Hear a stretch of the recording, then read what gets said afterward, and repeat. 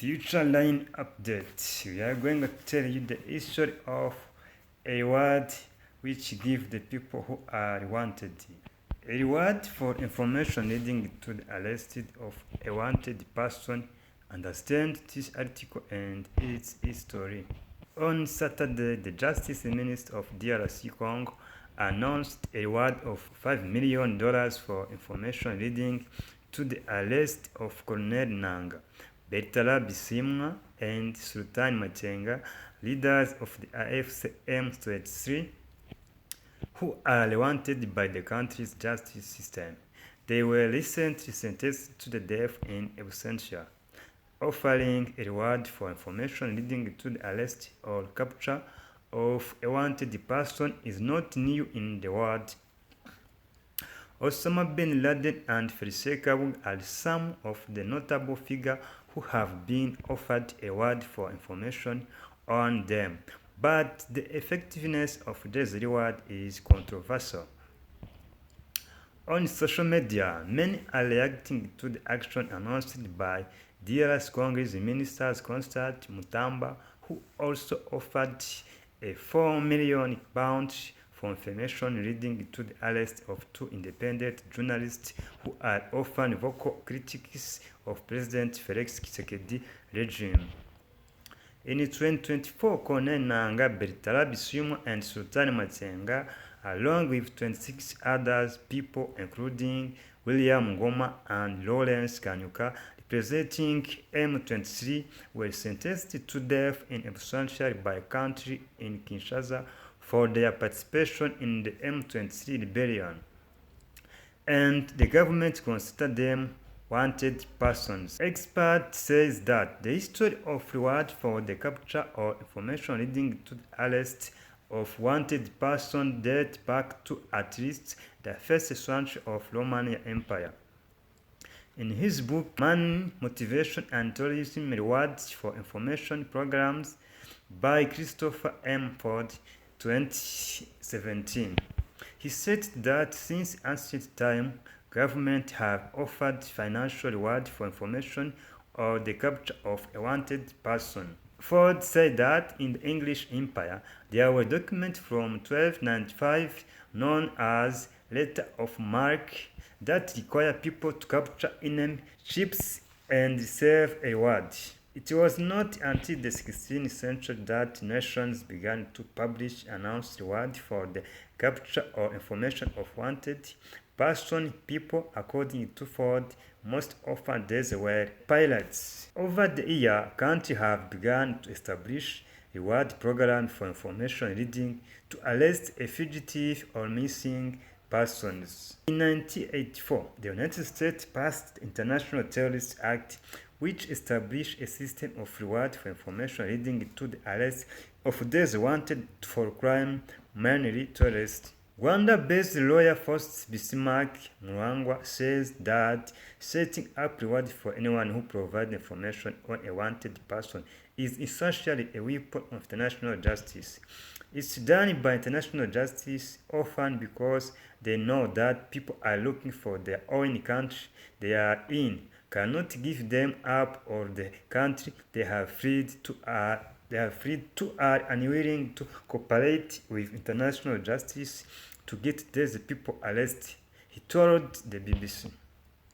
The United States, through the agency it has established, often announce reward for people who help in the capture of those wanted by its court or international tribunals recognized by the United States. Mulangwa says that America does this because they feel that the judicial diplomacy method is not producing results, and they feel that they can invest money in it and things will get done. Many countries around the world have announced the similar reward for their capture, often after they have escaped justice and are in hiding either after or before being sentenced.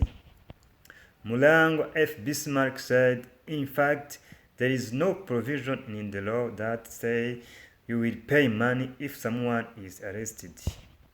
What is provided for in the laws of many countries, a national justice, is that a person is tried because justice has seized him, even if he cannot be brought before justice and is tried in his absence.